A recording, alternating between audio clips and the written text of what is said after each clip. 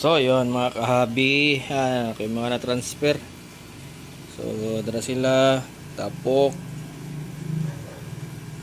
para paspas ilang dako. Medyo minus food kayo ko og dapya karon mga kahabi, no? Wala kay dapya sa mga lugar. So, gamitin lang gyapon ko sila og BBS. Buyag-buyag man noon sila. So far sa akong mga nakita ani bago na ako i-transfer sa top view kay split ilang caudal gamay ra kog nakita na medyo fused tail.